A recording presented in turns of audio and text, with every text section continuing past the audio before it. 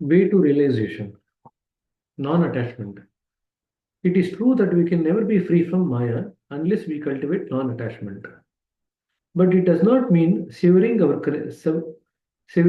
connection with home, family, and all worldly concerns and taking up the life of a religious mendicant. I do not agree with those who hold the view that the only means of cultivating non-attachment is to get away from the home and family and retire to a solitary corner, discarding all worldly ties. ಇದೆಲ್ಲ ಆಯ್ತಲ್ವಾ? Renunciation ಆಯ್ತಲ್ವಾ? There are, I think we'll start from here, 403. There are numerous examples of saints having attained the highest degree of perfection, leading a household slave all through. Renunciation is in fact a condition of the inner state of mind which brings to view the transitory and the changing character of the Brother, thing, creating a feeling of non-attachment to such objects. ಏನ್ರಿ? sir, already ಅದು complete ಆಗಿದೆ ಅದೆಲ್ಲ meditation ಆಗಿದೆ start ಅಲ್ವಾ? ಅದೇ ನಾನು ನೋಡ್ತಾ ಇದ್ದೀನಿ. ಮೆಡಿಟೇಷನ್ ಇಂದ ಸ್ಟಾರ್ಟ್ ಮಾಡ್ಬೇಕು. ಮೆಡಿಟೇಷನ್ ಹೌದಾ? Start Okay, no problem. Let's start from meditation then. Under the Sahajmarg system of training, we start from Dhyan, the seventh step of Patanjali Yoga, fixing our mind on one point in order to practice meditation. The previous steps are not taken up separately, but they automatically come into practice as we proceed on with the meditation. Thus, much of our time and labor is saved. In certain sansthanas, the usual routine followed for practice is often kept confidential. It is released and revealed only to those who undertake to join them formally. What their purpose at the bottom maybe is not quite understandable. Nature has no secrets, and I think that one professing to follow the divine path must also have none. Underline ಮಾಡ್ಕೊಳ್ರಿ. Nature has no secrets. The practice followed in our mission is meditation on the heart. The same method has been recommended by Patanjali. There is a great philosophy underlying it. We find ourselves all the time busy with worldly things. If we are not doing anything, our thoughts seem to have wings in their leisure hours. We are always in tumult and disorder. Our individual mind has become used to such a characteristic activity, and thus we have made everything topsy-turvy.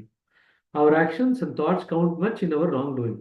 When we remain in contact with ideas and thoughts of different kinds, they leave impression upon our emotive feelings and senses. All the senses are spoiled and adopt a wrong course. The marks we thus make upon the senses and the indriyas turn them solid like rock, having no bodh or wisdom. Soul is no doubt not acted upon, but we create such obstacles and coverings as to keep it wrapped all round like a cocoon. We cannot even peep into the soul, let alone realizing it. By the effect of our vicious thoughts and actions, we spoil our sense of discrimination and right cognition. So he's only talking about what all things happen when we mishandle the power given by nature. So the commonest things that happen is, so in our sanstha, we meditate on the heart. What exactly happens is, during the leisure hours, our thoughts seems to go in multiple directions.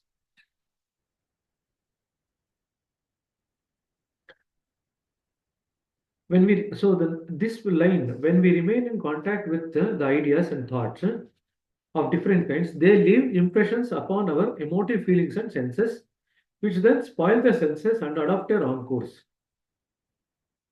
They make them solid like rock and having no bother wisdom. Please underline till that wisdom. So from when to wisdom. So that's how we actually make the senses become solid. Soul is, however, untouched but is covered like a cocoon. Those who have reached this state of solidity do not like to come under the training course of Raja Yoga. This is why people turn a deaf ear to what we say. No practice of Hatha Yoga can bring about true realization as it fails after the Agna Chakra. And there still remains many more states still to pass after it. Therefore, Raja Yoga is the only thing that can lead to the end. There is no other means of approaching the center. Please underline this. There is no other means of approaching the center. Only Raja Yoga. Hatha Yoga can take you only up to the Agna Chakra. Please remember that.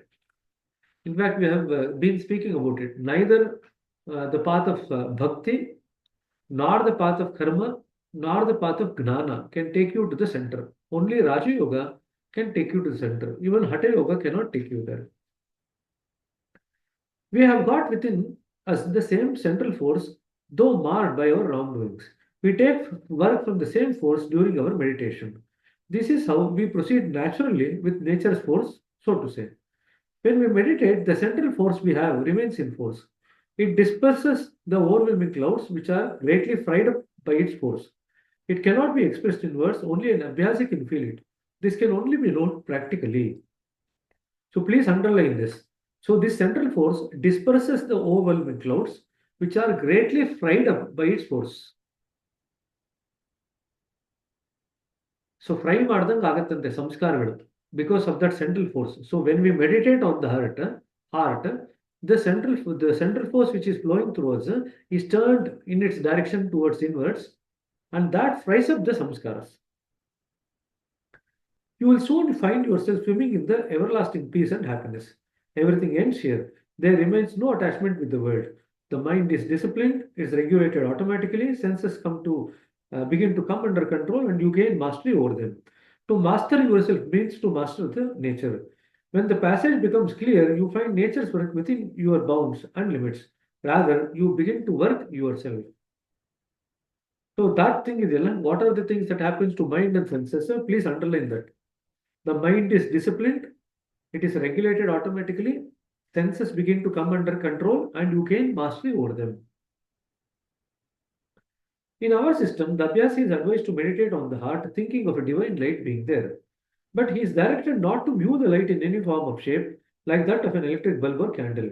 In that case, the light appears therein will not be real, but one projected by his own creative speculation. An Abhyasi is advised to proceed with the mere such of supposition of light with the thought of divinity at the bottom. So here, that's why we say there is a source of divine light in the heart. So we are going to give a supposition of the light with the thought of divinity at the bottom. What happens then is that when we meditate upon the subtlest, which is to be attained. The method of meditation on the heart is to think of godly light within it. When you begin meditating in this way, please think only that the godly light within is attracting you. Do not mind if extraneous ideas haunt you during meditation, let them come, but go on with your own work. Treat your thoughts and ideas as uninvited guests. If they then trouble you, think that they are masters and not yours. This process of meditation is very effective and can never fail in bringing about the desired results. Sit in an easy posture for an hour in the morning in quite a natural way.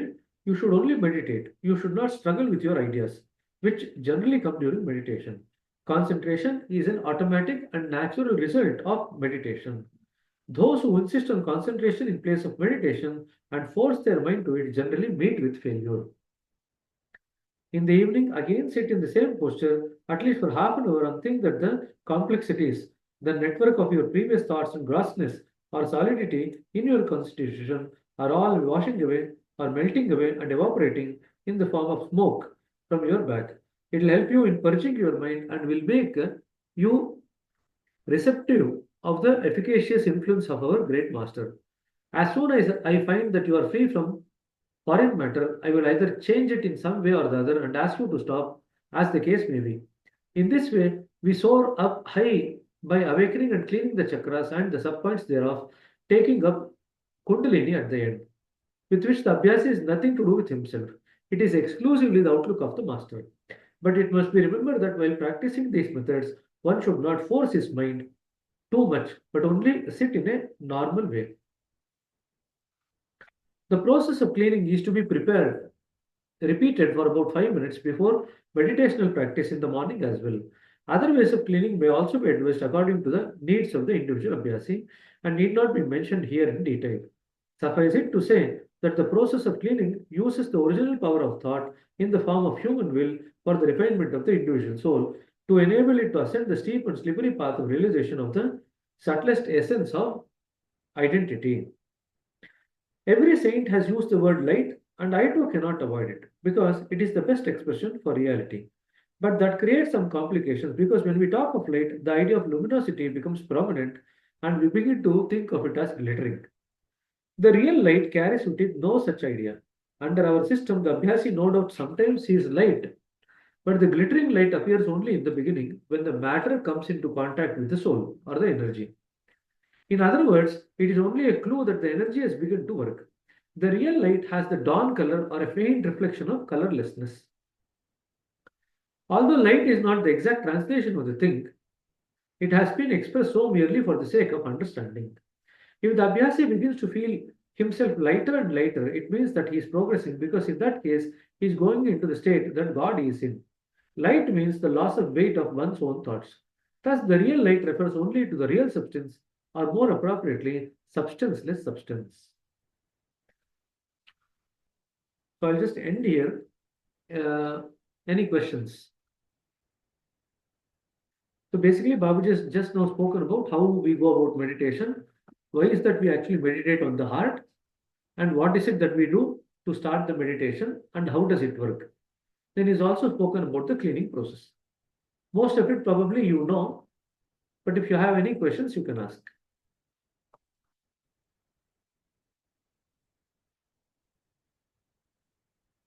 These are all fairly simple and straightforward. Now, Daji has made one small change.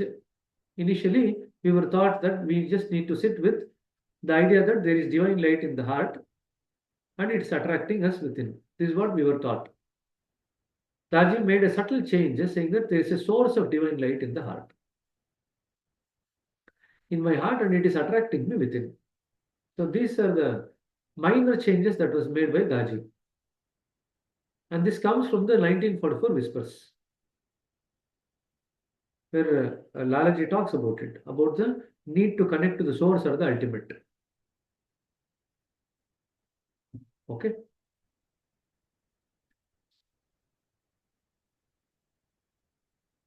No question? No clarification?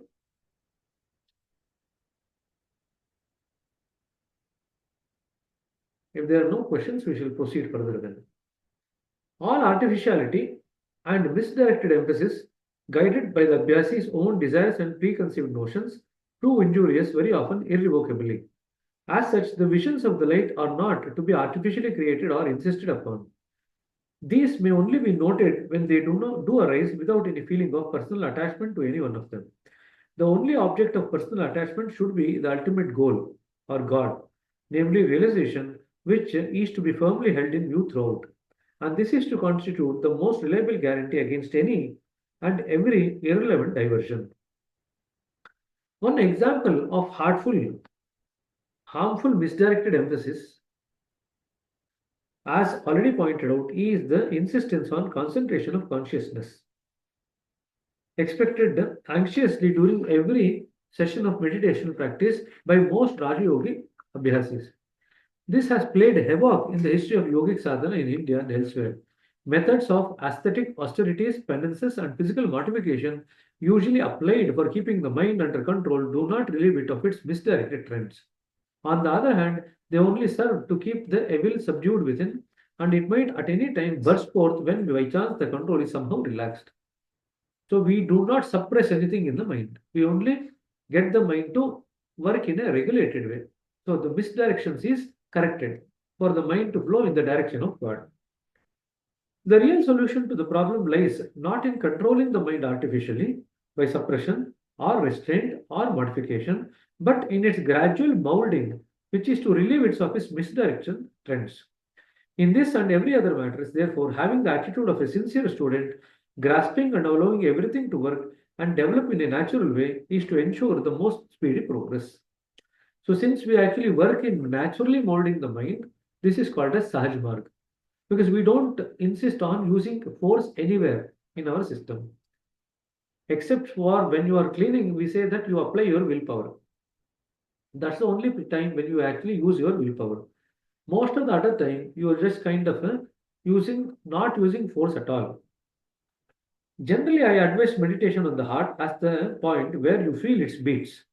Meditation on other points can also be undertaken, such as fixing the attention on the point of the nose or between the eyebrows. But in my opinion, meditation on the heart is the easiest and the most beneficial. There is a great philosophy underlying the meditation on the heart. Now, this is something that is going to be generally asked. Why do we meditate on the heart? The heart is the pumping station of the blood. It sends out purified blood to all parts of the body and to the smaller cells. Now we have taken the heart as the center of meditation. the blood that runs through our system is affected. The solidity due to our own thoughts and actions begin to melt away. This is the first thing that we begin to gain from the first day by this method of meditation on the heart. So please underline that. The solidity due to our own thoughts and ideas or actions begin to melt away. This is the first benefit that you get from day one in this meditation. It is the nucleus, the heart is the nucleus, and it creates the vibrant motion whereby it is directed. This is the field for the mind to work, and this is the instrument by which we develop this discriminative faculty. So this is where the mind works. The heart is the field on which the mind works. This is what Babu Daji has written in a heartfulness way. The heart is the field on which the mind works. And it's the instrument which we develop to develop discriminative faculty. In other words, when the work occurs in the heart, we develop discriminating ability, and that is called as viveka. The subtle four works in this place for the descent of divine energy. If somehow our thinking conjoins with it, or we train it so that it may percolate the right thing and direct it towards reality, the problem is solved. So the subtle energy works in this place for the descent of divine energy. So we just redirect it towards the reality. That's all that we do. People may ask, why is it necessary to proceed with meditation? The answer is quite simple and plain. That by meditation, we gather ourselves at one point so that our individual mind may leave its habit of wandering about which it has formed. By this practice, we set our individual mind on the right path because it is now metamorphosizing its habits. So every time we meditate on the heart and the divine light, we are withdrawing the individual mind from multitudinal activities that is engaged in. In general, over a period of time, the individual mind gets over its wandering tendency and settles down on one particular thought. By this practice, we set our individual mind on the right path because it is now metamorphosizing its habits. When this is done, our thoughts naturally do not go astray. The heart is the only point at which the connecting link between the animate and the inanimate is most clearly felt. This is the reason why meditation on the heart is very helpful. You remember we read about it? The base or the root for both the animate and the inanimate is actually felt in the heart in the human frame. That's why we meditate on the heart. Further, heart is the field for the action of the mind. Mind is always as it is. It is the heart which, as the field of action of the mind, is to be set right. Hence, the most appropriate point for meditation can only be where from the current flows on, either upwards or downwards. It can only be the heart and nothing else. Trikuti, the center, can also be taken for the purpose, but that is not an easy job for common people as it requires more labor from the Abhyasi. It may also give energy to birth to many complications in due course if the meditation is not properly practiced by the Abhyasi. Meditation on the navel point has no spiritual value except that it causes a tickling sensation which finally makes the mind and passions all the more powerful. At a certain stage of development of faith in an Abhyasi, we certainly generally lay stress upon meditation apparently on human form. Critics may perhaps consider it as suicidal to spiritual advancement. The case is not so, provided the man meditated upon is one of special caliber who has come down from the immaterial absolute for spiritual training or has attained the spiritual stand of evolution required for the purpose of supreme self-exertion.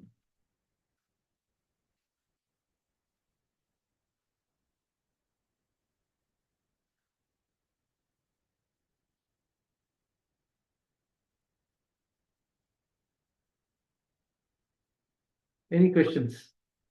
So he's talking about the role of the aspirant. So he's talking about the cleaning process, he's talking about the meditation process, why we meditate on the heart, meditation upon a human form, when it is going to be helpful or it is going to work, meditation on different points. Apart from the heart, he's talked about the trikruti and the navel point.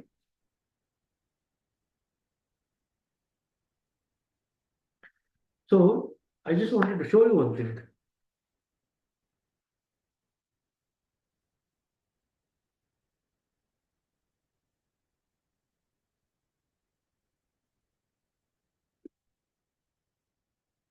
I just wanted to show you this, that when the current flows from here, it flows down like this, it comes down like this, and then as it comes down through it splits into three parts. So one goes to the left, one goes to the left, one goes to the right, and the center one goes to the middle. This is how the flow of the energy is regulated to the heart from the Brahmanda Mandal. So from the Brahmanda Mandal, one stream comes down here, it doesn't split there. After the Agna Chakra, it comes down further to the center of the heart and then split into three. One goes to one level, other one goes to the lower level, and the third one goes to the right. Now, this is important in your spiritual work also. That's why I'm just explaining this particular point. Okay, it will come on later on. How to develop Vairagya in an Abhyasi. So, it is based on this particular thing. The fact is that the conscious energy which is flowing from above splits into three branches. One part goes to the U, one part goes to the L, other part goes to the right. That's how it works. Just remember that. Okay. Now, that's why Babaji is saying that if we, so what happens to this energy? If we are not meditating, if we are materially oriented, what happens to this energy is that the major portion which goes to the left, to the lowest point, it gets directed outwards because of our attention. So basically, the energy which was flowing, we just lose it out to the external world because we utilize that energy to pay attention to the external world. That's all that occurs. So that's what Babaji is saying, that now it's flowing downwards and outwards. Now, when we start meditation, it starts flowing. What happens is it goes down and then we actually turn that energy down in the opposite direction. We turn it upwards. It's like we bend it upwards. When we bend it, redirect it upwards. So what happens is the energy now starts flowing upwards and inwards. Otherwise, the energy is flowing downwards and outwards to the front. This is what happens in a materialistic person. In a spiritual person, the energy comes down as usual, but we would have redirected it by curving it. So once it is redirected, what happens is the energy starts flowing upwards and inwards. This is how the work occurs in spirituality. And this change in the direction of the energy is done in the initial three sittings. And subsequently, that is reinforced in every sitting so that the direction of the flow of the energy is maintained upwards and inwards. That's how the Abhyasi progresses sitting after sitting. Now, the Abhyasi has an ability to redirect the energy back into the outward and downward direction. So, if an Abhyasi is very materialistic in nature, the energy restarts flowing downwards and outwards. Then the Abhyasi's progress will be curtailed or slowed down to such an extent. But if the Abhyasi also kind of tunes up their life to keep this energy flowing inwards and upwards, then they actually progress pretty fast. So I hope I have clarified some important point here. So if there are any questions on these things that we have spoken, please ask. Just one question, brother. Different preceptors are of the opinion are of different opinions regarding human form meditation. One, that it actually automatically must develop. One must not even suggest about it. And number two, there's a huge contradiction from what one preceptor says to another. Is it Babuji or Daji? Fundamentally, Okay. Baji is for miracles you catch hold of Babuji, but for practical aspects you catch hold of Daji to look good in the system, because I have to be obedient to him and he's a living master, he's a living God. I got it. But then that leaves individual confused, and lead the process here, please. Thank you. Anyway, I don't know who gave the suggestion that for miracles you meditate in Babaji's form. Nothing like that. Okay. The thing is this, very simple. If you take a human form for meditation, it could be any human form, because we have given human form to gods also. Any form that you take, now you can only progress to the level that that person has actually progressed. That's all it is. That's the limitation. Since you are supposed to go to the center, If you take a person who's actually gone to the center themselves, then you can go up to that level. But if you take any other human form, if they have not gone to the center, then it's always better not to meditate on a human form. Lalaji absolutely forbids it, saying that I would not make that as the central theme of training in our system. So he says nobody should meditate on the human form. In Babuji's case, it was a bit a chance occurrence that he could by chance come across a guru like Lalaji who had reached the ultimate. And in Babuji's case, what happened was it naturally started in him. So he continued with that practice for a long time. But then we have read in the book in other chapters what happens when you meditate on the form of the master. So there are so many stages that happens. The trouble is, most of the time, people, when they start meditating on the form of a human, they hold on to that form with for dear life. They do not let go of the form at all. If you hold on to the form, all that is going to happen is that you are going to develop grossness, irrespective of which form you take. The point is this: the human form is only kind of a trigger or a starting point. You have to allow that to gradually evolve.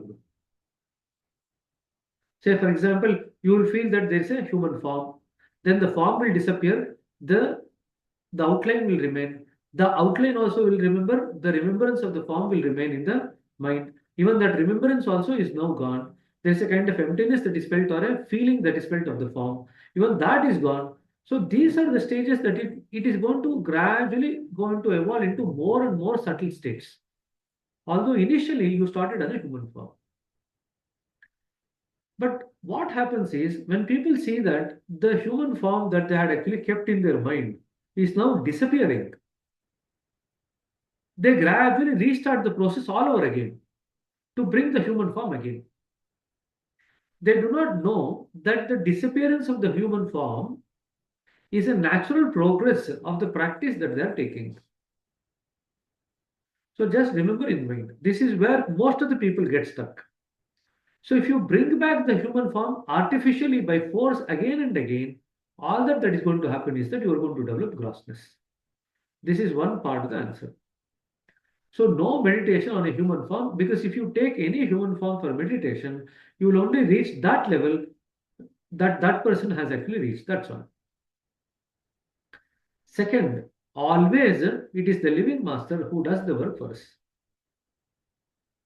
So even if somebody is attached to Babuji now, after Babuji has shed his body, the work has to come through the living master only. So if you remember this principle, then you need to work out what is better for you. The living master is the one, or is the medium through which all gurus of the past actually get their blessing to deliver to their disciple, even if somebody is actually attached to that particular master. So there are many masters who have actually shed their life or shed their body and now moved on to brighter world. So if a person chooses, say for example, disciples from Babuji's time, if they choose to be attached to Babuji only, now Babuji cannot give direct benefit to them. He will have to direct that benefit through Daji only. So there's nothing wrong with holding on to the previous master, but remember one thing, all the benefits that you get in this life after the previous master has shed their body is always going to come through the living master. The living master becomes the medium through which the connections are re-established and the work continues. This is how the work occurs in our system. So just keep this in mind.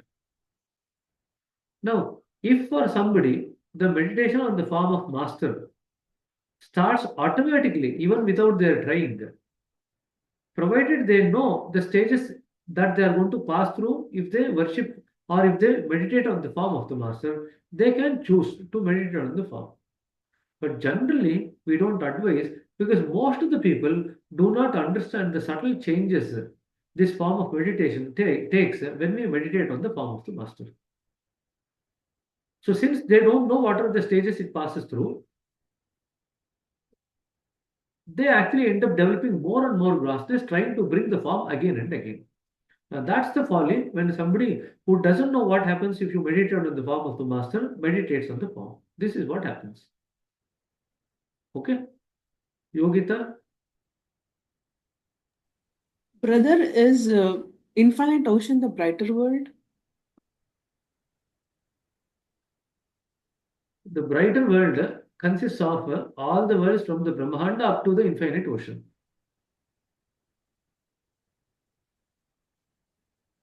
So it's a very vast sphere, brighter world. And then that is also spoken about beyond the brighter world. He is not specified where exactly is the beyond the brighter world, but he's spoken about it quite a few times. So the brighter world and beyond the brighter world. So just keep that in mind. So it starts from the sphere of the Brahmanda Mandal. You remember, once we reach Brahmanda Mandal, we are going to be liberated. So from that sphere, the brighter world starts.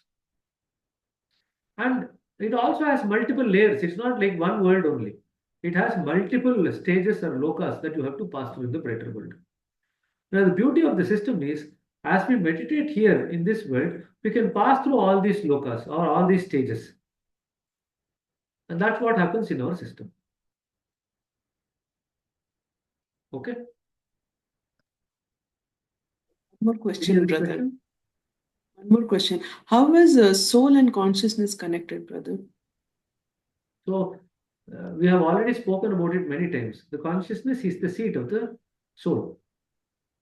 So, suppose there is a soul, if you just imagine a torch and turn on the torch, there is a light in front of the torch. So, the torch is the soul, and the light that you see coming out from the torch is the consciousness. That's all it is. So, that's the easiest way to remember the connection between the soul and the consciousness.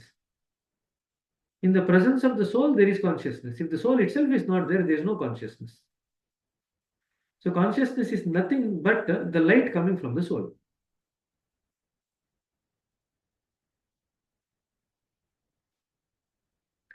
Any other question?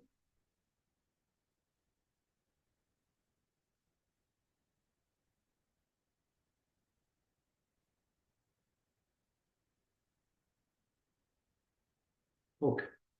We shall proceed further then. Preliminaries to meditation. When the thought of going back to the origin was stirred up in man, it became essential for him to bring activity which had sprung up in him into a latent state as far as possible. He began to seek out means for it. At last, it came to his understanding that just as the latent motion was grosser in comparison to the absolute with which it was connected, even so, he must take up something grosser for the purpose to enable him to attain the desired ideal of reality. This led him to the conclusion that he must create in him a form of contraction or withdrawal similar to that of pralaya. Now, this is something that we also read in Maxim 1. Now, the self is all pervading in man, just as it is in the whole universe, taking the universe in the collective sense. The sense of pralaya comes in when contraction begins to take place.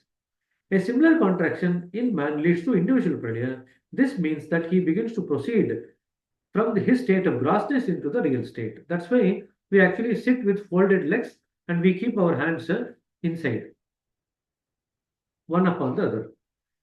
The contraction always starts from below and proceeds gradually upwards because of its upward tendency. Therefore, in order to go upwards, he must start contracting from below. The form of contraction could be only to bring his legs and allied parts to one pose and keep them steady. In whatever way it might be done, the form will finally be that of an asana. It is essential because it paves our way to the ultimate. This posture must always be the same. The reason is that in this way he gets himself associated with the great power, the very thing he takes up in the beginning for the attainment of his particular objective. Thus, the form which is associated with reality helps him a good deal in his primary initiation. So, nowadays, we teach most of the people while sitting on the chair. If you actually look at the previous generation people, they always used to either sit on the chair or on the ground with folded legs. Because that is what used to kind of create that contraction. When you sit in the posture of contraction, you are connecting yourself to the real force. And that's exactly what your objective is. The upright posture of the backbone, neck, and head in an erect straight line during meditation has been thought to be the most advantageous from very ancient times because the flow of divine grace is believed to descend straight upon the Abhyasi in that posture. In our way of practice, however, this is not insisted upon. I advise the Abhyasis generally to sit in a natural and easy posture. Moreover, even those who assume a tight, straight pose are found to give way automatically to a supplicant, slightly forward bending, dropping posture as a state of blissful absorbency sets in. As such, it may be considered to be more natural even for the purpose of ascent into the higher states of consciousness. In fact, a controversy over the point of comparatively lesser significance seems irrelevant. So we don't insist upon the straight backbone, erect backbone, neck and head. We just say that you sit naturally in a comfortable, easy posture. Because as and when the meditation goes deeper, what happens is we become supplicant, we become slightly forward drooping posture as the state of the blissful absorbency occurs. It is better to sit in the grey of the morning for meditation or when that is not possible at any fixed hour convenient for the Abhyasi. Do not feel disturbed with the outer things, but remain engaged with your own work, thinking that they are in a way helping you to feel the necessity for greater absorption in your practice. Now, this chapter explains about the cleaning, the meditation, and the prayer. The prayer you already know, O Master, thou art the real goal of human life. We are yet but slaves of wishes, putting bar to our advancement. Thou art the only God and power to bring us up to that stage. One thing more by way of practice is to offer this brief prayer daily at bedtime and in the most supplicant mood with a heart overflowing with divine love. Again, this is a repetition from some of the maxims that we read. You remember the maxims 2? Actually, we read quite a lot about the prayer. Even the maxims 9 and 10 also spoke about some of the prayer. Repeat the prayer in your mind once or twice and begin to meditate over it for a few moments. The prayer must be offered in such a way as if some most miserable man is laying down his miseries with a deeply afflicted heart before the Supreme Master, imploring for his mercy and grace with tearful eyes. Then alone can he become a deserving aspirant. So, that entire thing, how the prayer should be offered, please mark it because that's how you are going to get it.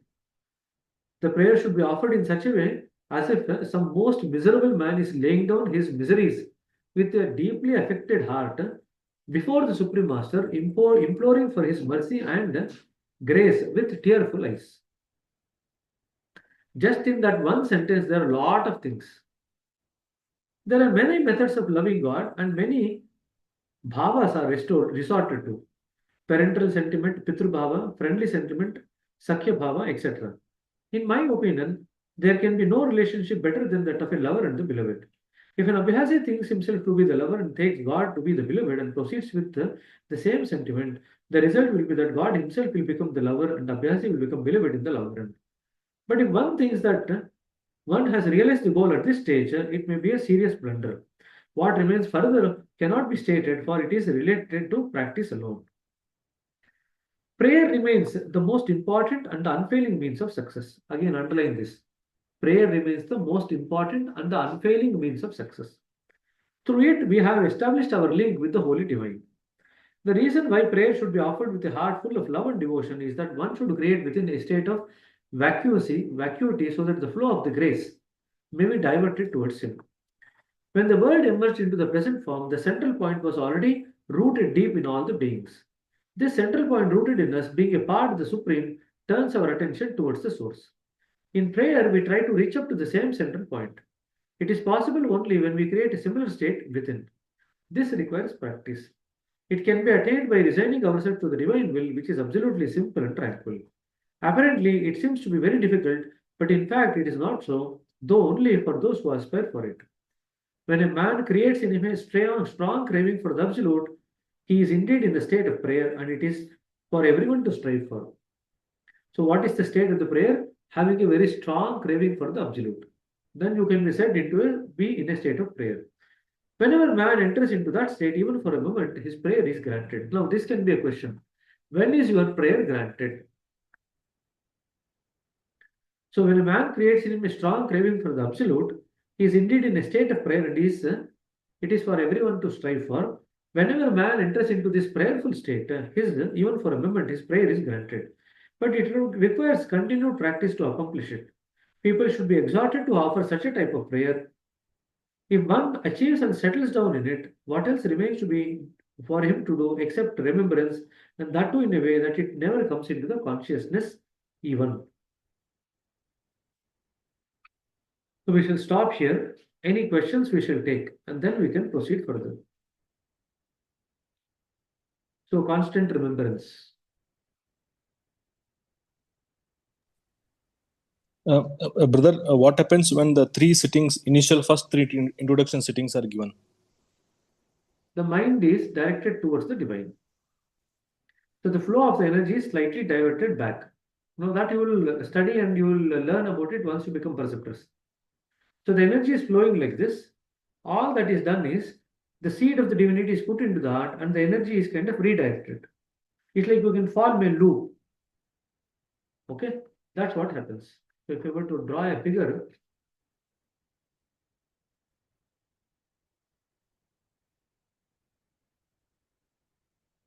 this is what happens. In the first sitting, a loop is formed and gradually that loop gradually expands.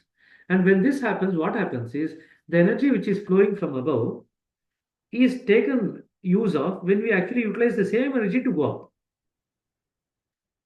Otherwise, if you don't make this loop, you will be struggling to utilize that energy.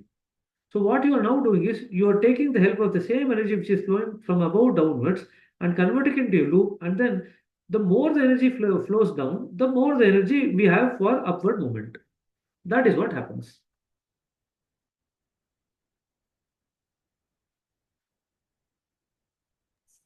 Thank you, brother. And every time the Abhyasi meditates, this flow of the energy becomes more stronger and stronger in this loop. So we invert the flow of the energy back upwards. That's all we do. Sorry, I also something. Go I ahead. also read somewhere it was told like Abhyasi gets a capacity to do self cleaning by himself also. Cleaning also. Abhyasi is given the cleaning method anyway. So Abhyasi has the cleaning method anyway. So they already have, because for the cleaning method, the Abhyasi uses their own mind force and will force. Abhyasi already has the thought power, whether they like it or not. Every Abhyasi has the thought power. They also have the will power. These are the two things that you use for cleaning. For that, the three sittings are not necessary. The three sittings are necessary for the sowing of the seed of the divinity and turning the direction of the flow of the energy. These are the two things that happens. Okay, After thank this you. is established, then the Abhyasi start about cleaning. Okay. Okay, brother. Any other question?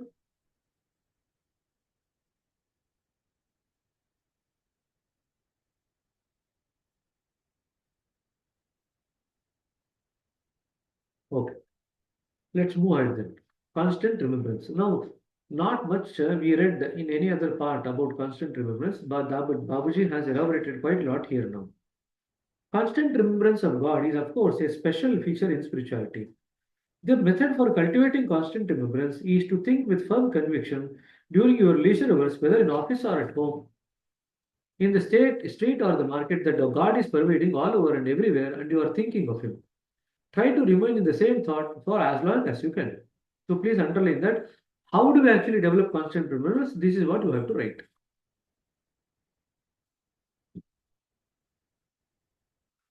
Now, Daji is also given a prayerful suggestion.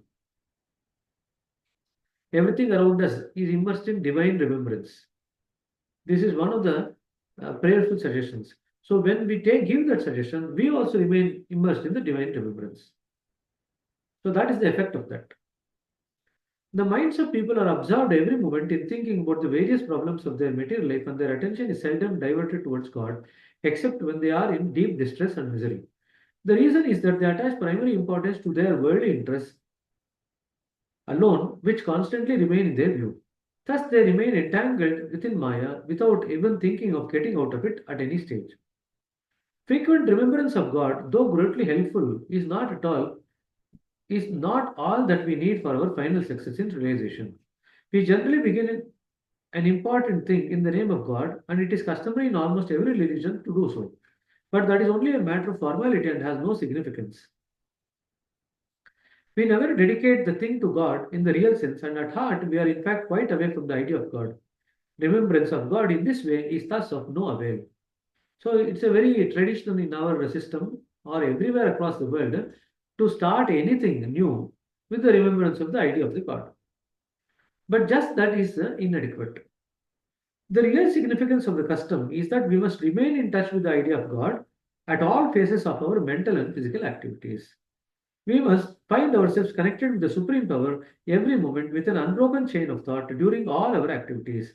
It can be easily accomplished if we treat all our actions and works to be part of the divine duty entrusted to us by the great Master, whom we are to serve as best as we can. So you think of every activity that you do as part of a divine duty given by the Supreme Master.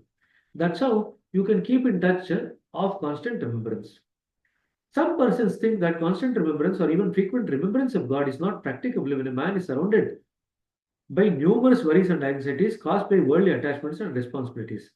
But practice and experience will prove to them that it is very easy process and can be followed by any and everyone in spite of all their worries and engagements, only if they learn to divert their attention towards God in the real sense. To just give you an example, when we are walking, we are thinking. When we are walking, we are talking. When we are watching television, we are talking. When we are eating food, we are talking. When we are eating food, we are thinking. Now, if you take all these examples, what we see is that we exist simultaneously at a physical level and mental level automatically. So the mind is doing one thing, the body is doing one thing. The body is walking, the mind is thinking. The body is walking, the mind is speaking out. All these things are happening. And it happens so naturally. We don't feel that it's not possible to do both things simultaneously. Now, if we can do both things simultaneously by existing at both levels, physical and mental, automatically at the same time, why not extend the same logic to the third level, which is the spiritual level? You can exist at all the three levels. The physical body is doing one activity, the mind is doing something else, the heart is doing something else. Why not? Is it not possible? Most of the people think it's not possible, but it's very much possible and it's very easy also.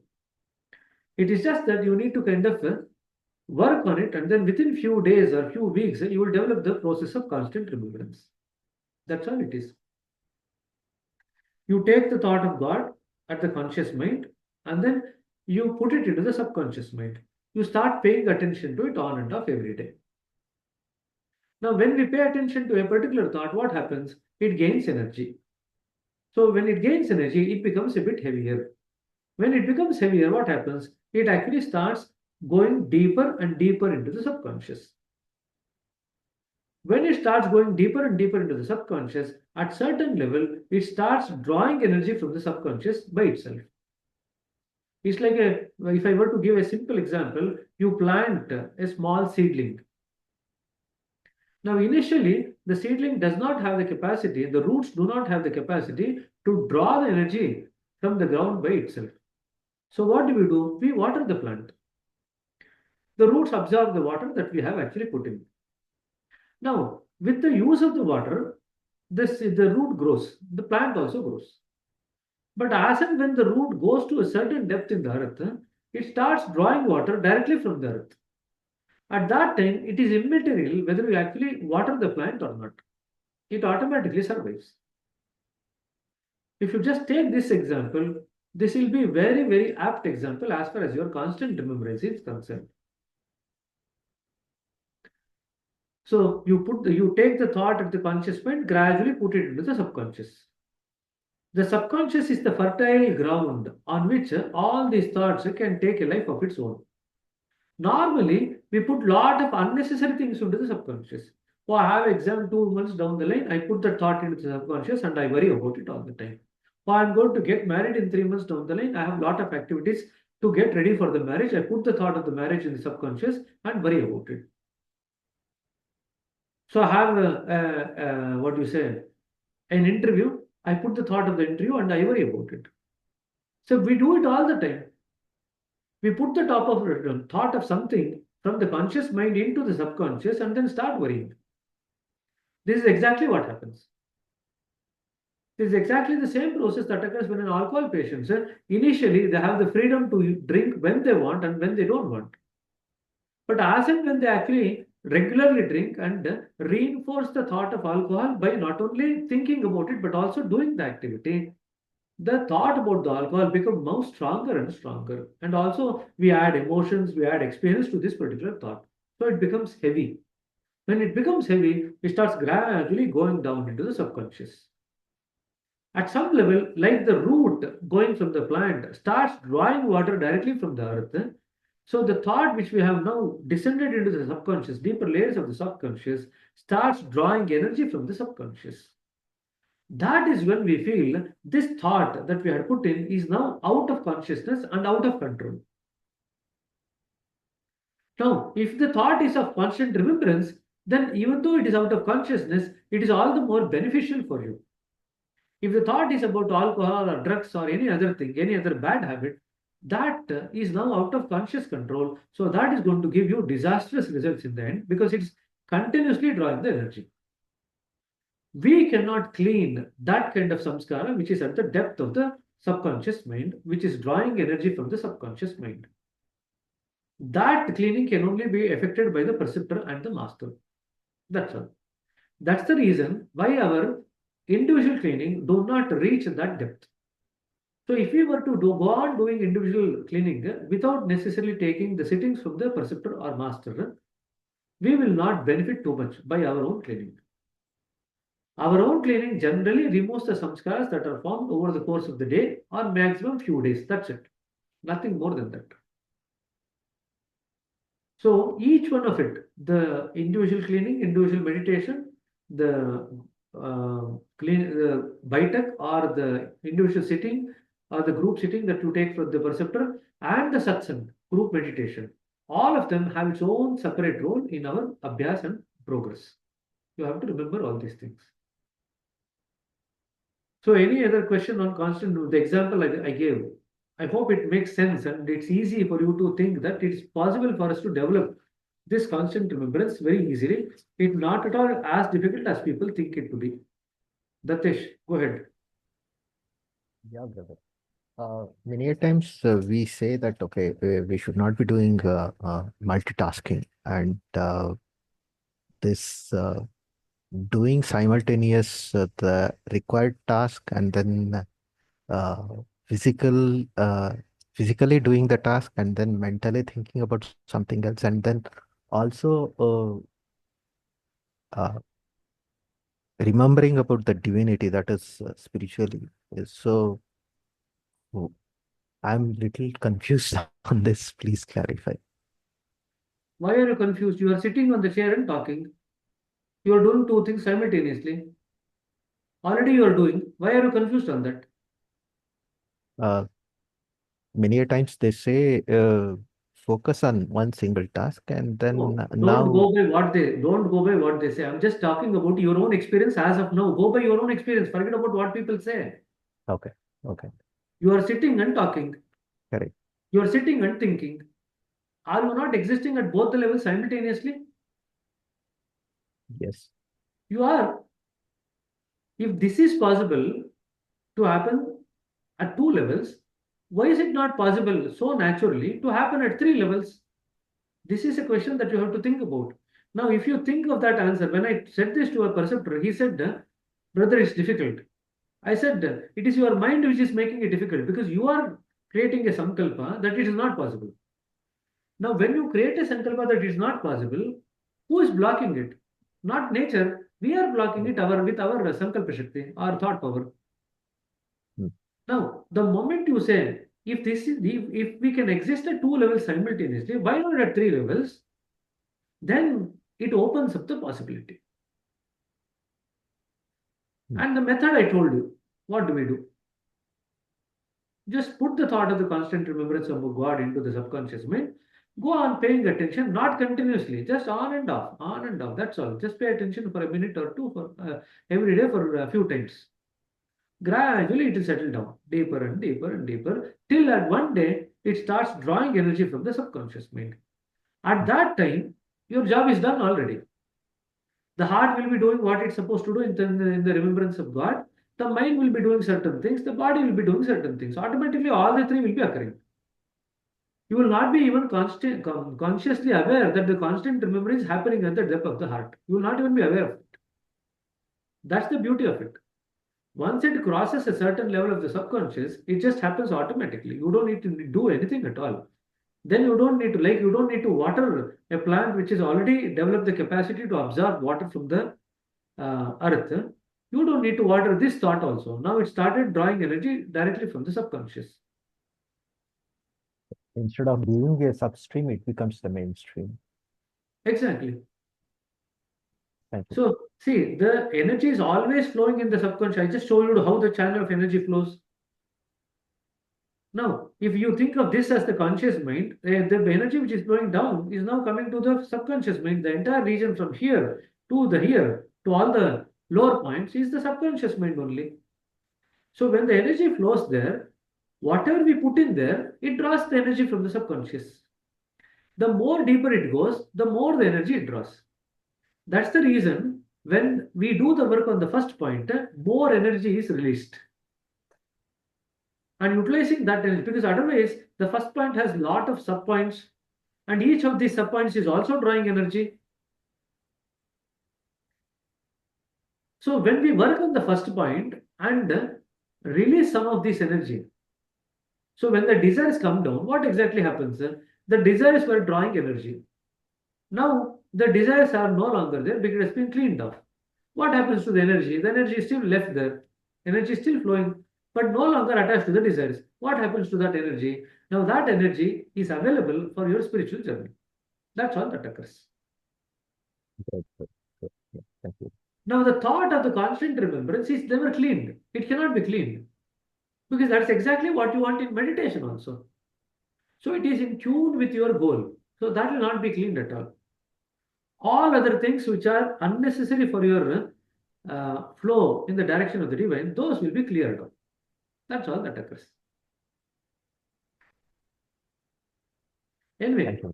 these are things I want you to ponder on. It's not as difficult as you people think. Now, if I were to just say from a physical level, simultaneously, I'm talking, my nose is breathing, my eyes are blinking, my heart is beating.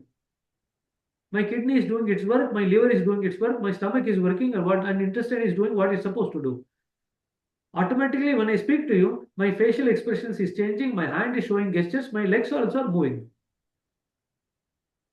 Now, when I can do all these things simultaneously, why do you think that it's not possible to do one thing of constant remembrance, that too at the heart level, with ease? Just think of it. Sure. Anyway, Yogita sister, please go ahead.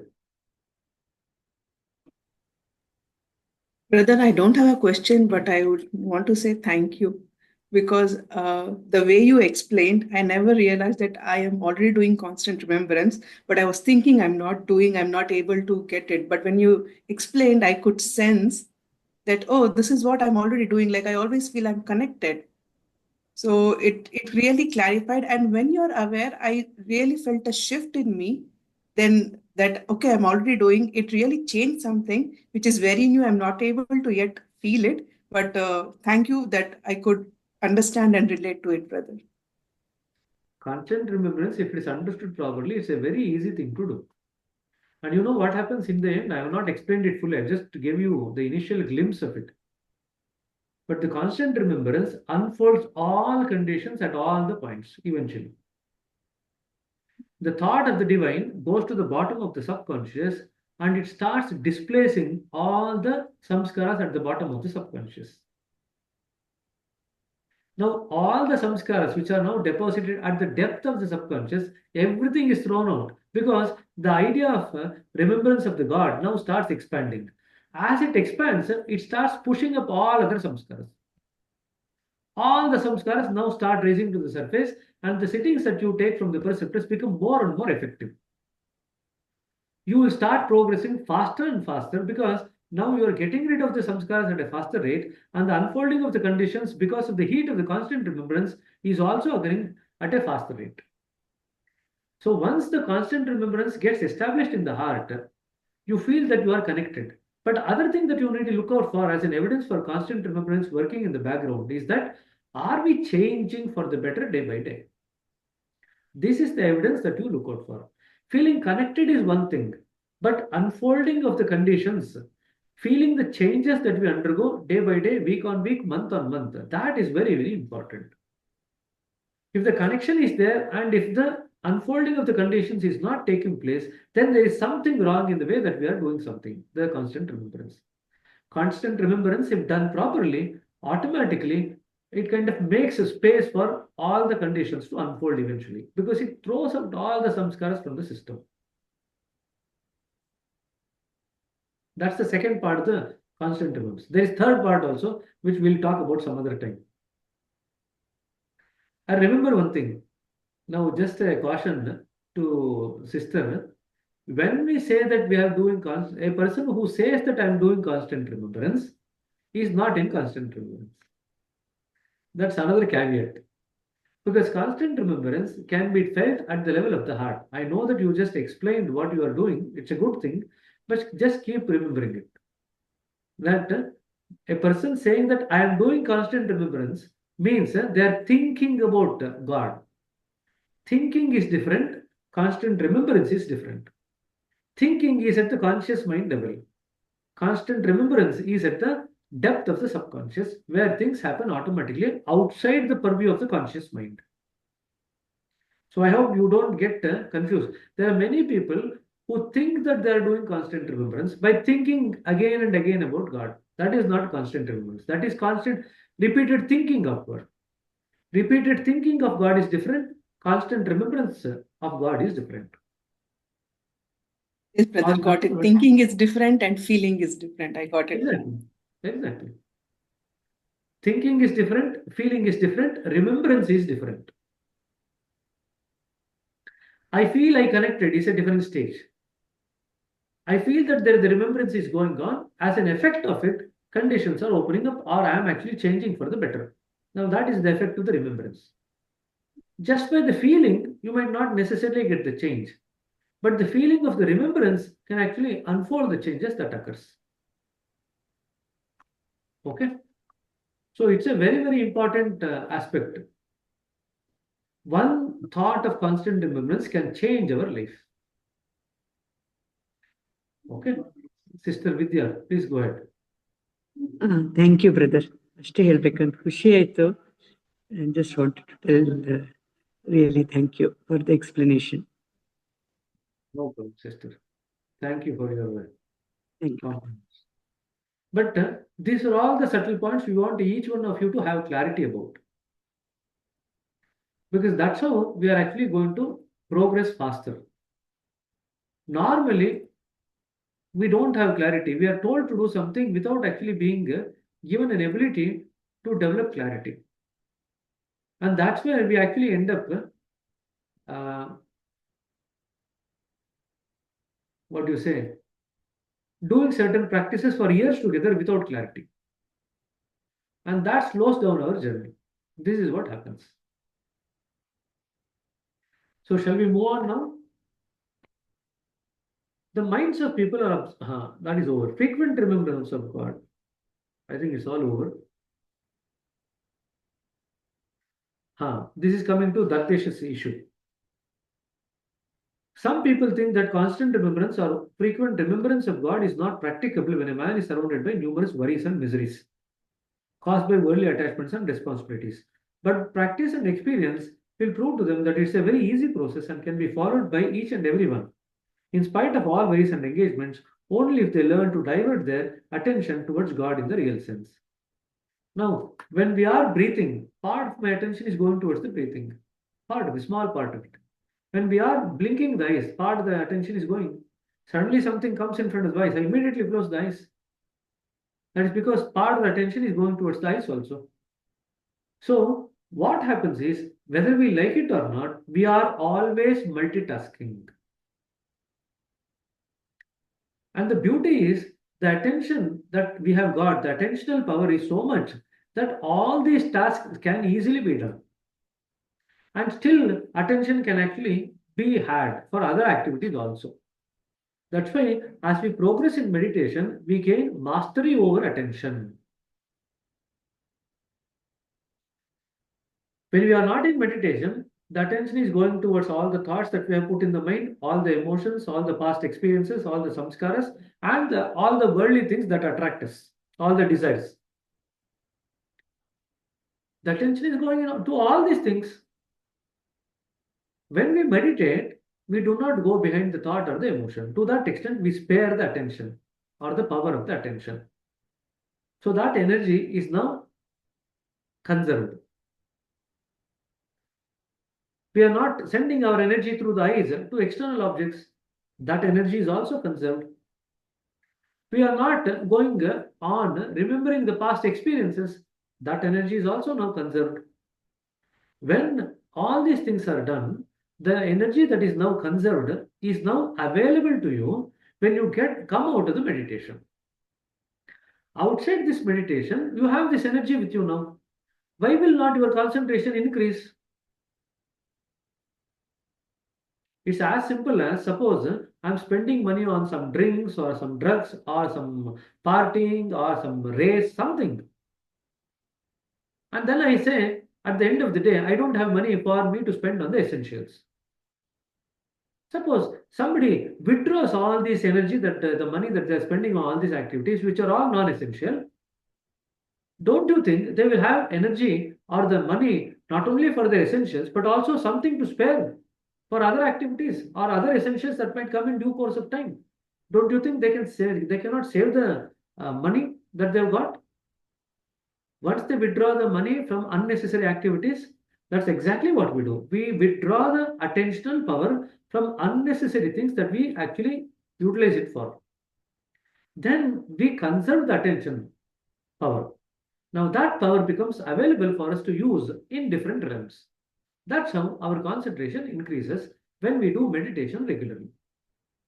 That's why we have to advise every child which is going to the school or college, after 10th, every child should be put into meditation to help them develop concentration naturally and perform better in all the activities that they do. Now, this is something that needs to be explained to every child. Every child who in 9th and 10th standard also will understand and pick up this logic. There is no need to talk about high fund stuff to children who cannot understand. You just tell them this is what it is. They will only tell you, then they will only give you an example. I was spending my pocket money on this. I was spending my pocket money on this. Now I am not doing it. I have spare money with me. They will only tell you.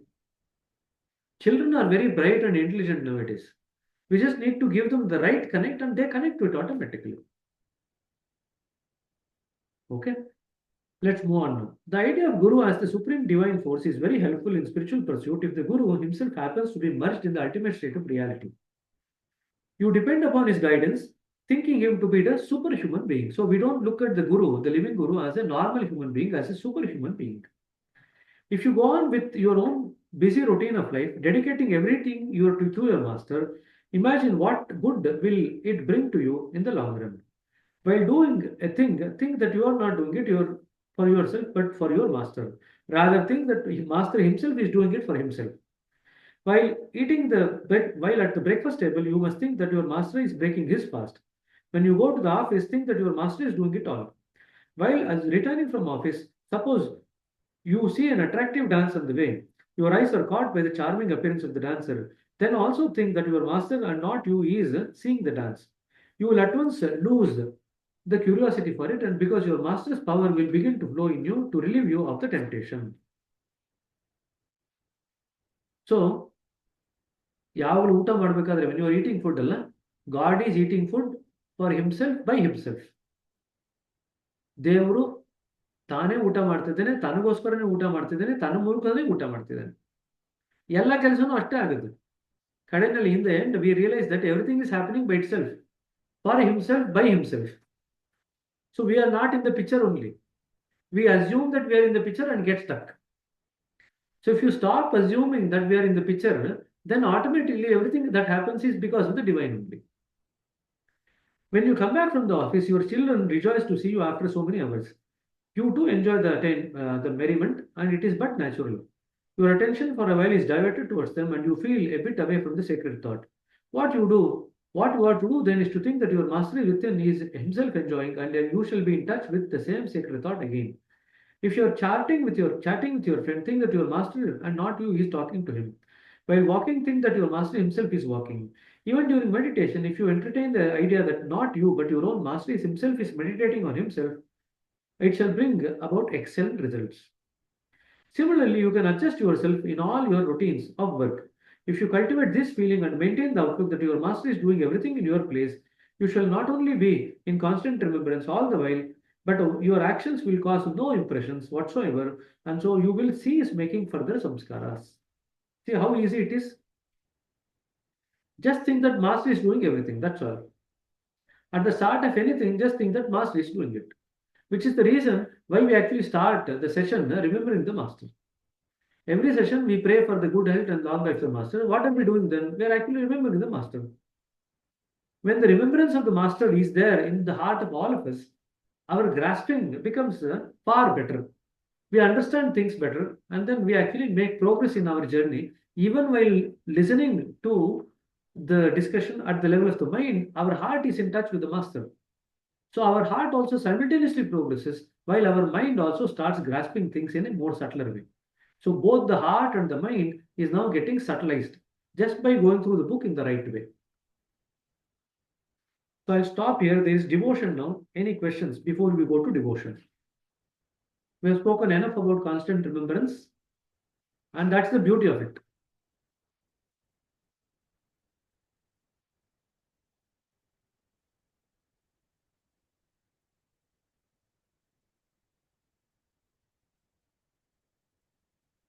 So there is thing about devotion and surrender.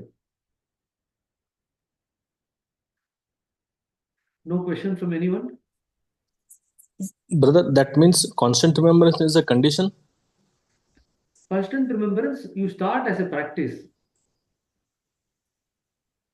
It becomes a part of your existence. Then you get established in the end in the state of constant remembrance. You cannot call it as a condition, you can call that as a state.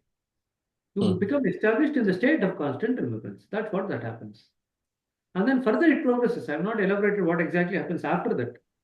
I've just told you how you get established in constant remembrance and how that helps you progress. But then if you go further down, it does wonders. Externally also it takes you to the ultimate, internally also it takes you to the ultimate. So it is almost like you become almost non-existent in between. About that aspect, we should talk about some other time. And it's very easy when you draw a picture on the whiteboard and explain it to you. And then you will realize, array, so much importance is there for one simple thing as simple as constant remembrance. Brother, here we are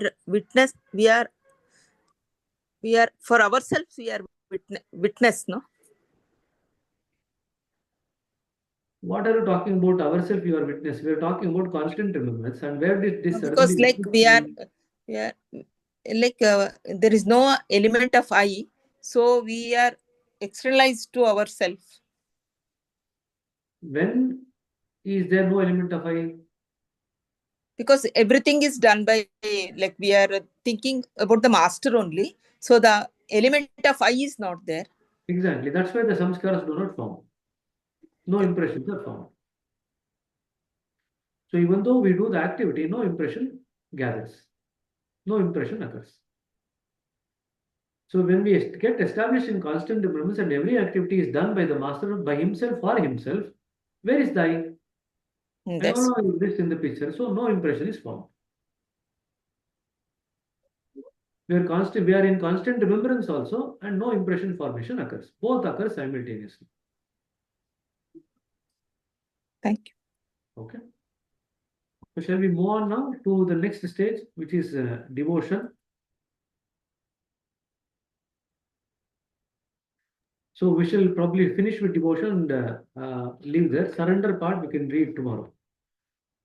Devotion. Constant remembrance is in fact a natural development of meditational practice. So meditation is the mother of constant remembrance. This is one line that you will get in the exam.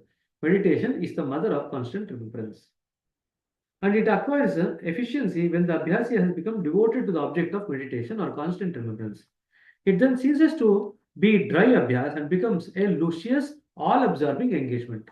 This is what his sister was talking about, that you feel connected all the time.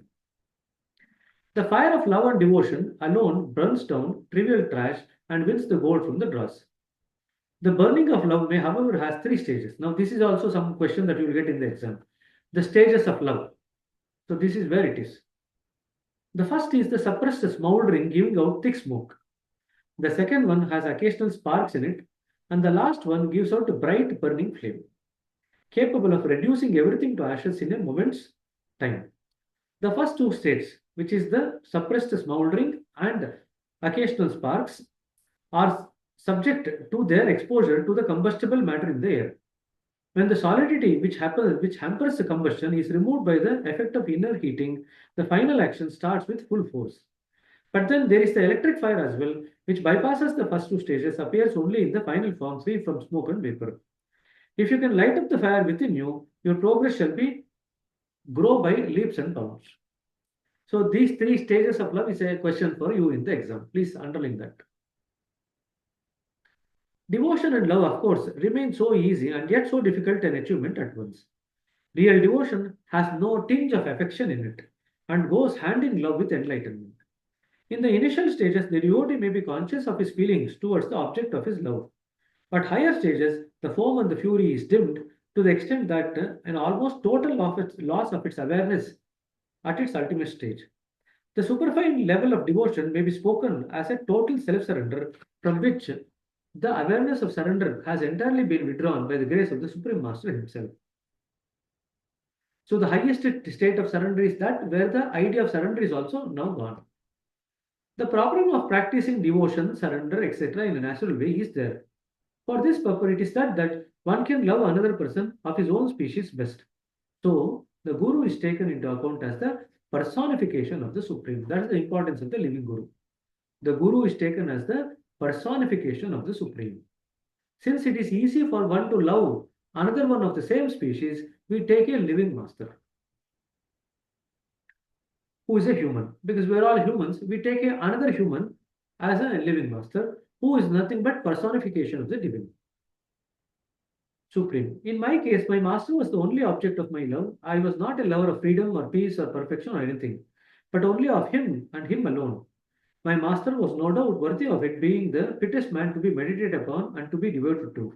He was altogether free from egoistic feelings, desires, and worldly entanglements, and devoted wholly to his own self. This race refers to the spiritual state of a high order not commonly bestowed upon man. That was the reason why I loved him as much as I could. I tried heart and soul to get myself merged in him in toto, and this had been the life pursuit for me. It was because I got a master who was unparalleled and matchless. For the results achieved therefrom, I have no words to express. In a word, he is an infinite ocean of grace in which we have all to merge. May it be accessible to all earnest seekers.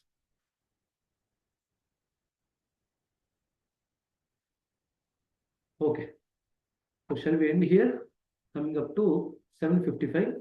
So any last one or two questions or comments we shall take, and then we shall end the session. And we shall all catch up from this point, from surrender, tomorrow. Okay. The three stages of love, again you will get as an examination question. Go ahead, Distesh. Yeah. There is a sentence which says, he was altogether free from egoistic feelings, desires, and worldly entanglements, and devoted wholly to his own self. Then what is that own self? He is given in the next sentence. Read the next sentence after the own self. This phrase refers to a spiritual state of a high order not commonly bestowed upon human beings. Exactly. So it says, although he's used the word own self, that's why he's put it in inverted commas. Because like you, many people will confuse, was Lalaji self-centered? When he's supposed to be directed towards his own self, was he self-centered? Most of the people will take that literal meaning. That's why in the next sentence, he's clarified that it's a spiritual state rarely bestowed on a man. That was the state that Lalaji had himself established. And that's why Babuji, by having the urge to merge in toto with Lalaji, he derived the greatest benefit therefrom. Okay, don't confuse that own self as just the lower self. No, it is a high spiritual state which has been bestowed, rarely bestowed on a man. That's how you have to look at that own self, meaning of the own self as. Yeah. Thank you. Okay.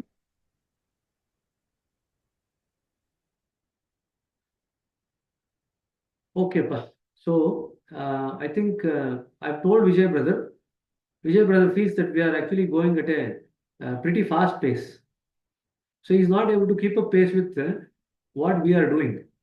So I have conveyed to him about the finishing of the towards infinity also. So he might post some questions on that also. To utilize those questions again, you don't need to by heart anything. You just need to know where what is. That's all. Get used to that. Look through the book on and off. You'll get used to where what is. If you can do that, it will be very easy for you in the exam. Please practice that. Whatever questions which I give you, open the book and find out where what is. If you practice it, it becomes easy by doing practice again and again. Yogita? Brother, they give sometimes page number also, brother. No, they will not do. They will only mention which book it is from. It is for you to work out which page number, which chapter, everything. They will not give any page number or even the chapter number.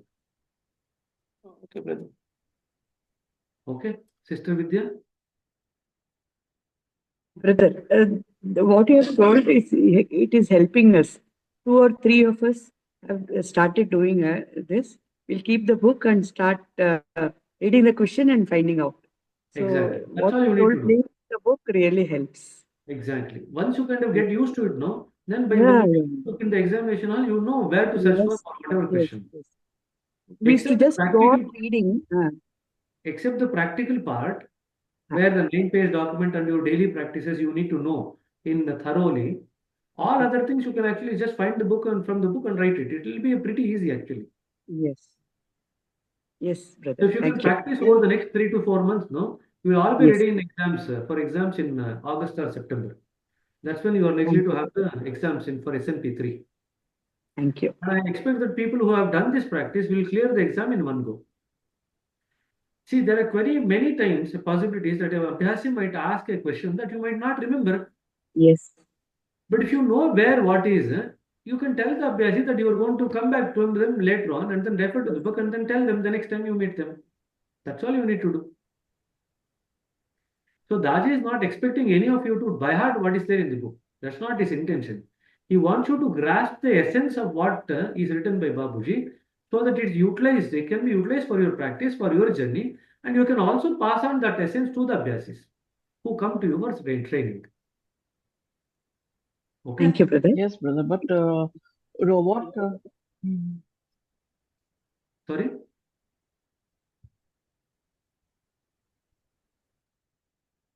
Nagaraj, I think you are telling something.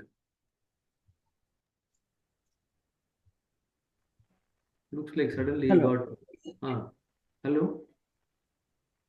Brother, actually, what Brother Vijay is posting is actually line by line, statement wise questions, but that is easy to follow. But when we get shuffled, the question shuffle, that that part is I quite. will ask him to make it more difficult and shuffle around. Not to worry. I got your point. Oh, yes. Yes, brother. Okay. The Yeah, more difficulties you face now, the easier it will be in the exam. Yes, brother. Okay. Yes, brother. Datesh, brother. Yeah, brother. In fact, like although he's shuffling, he's still retaining the question number in that vision. So it is quite easy for us to move. Suppose say we have with the question number, we can easily find out as to which part of the book it is there. no, my suggestion to you is once you get that now, you change the order and you change the question number also. You only do it before you start referring to the book. You change the order, change the alphabet or the numbering.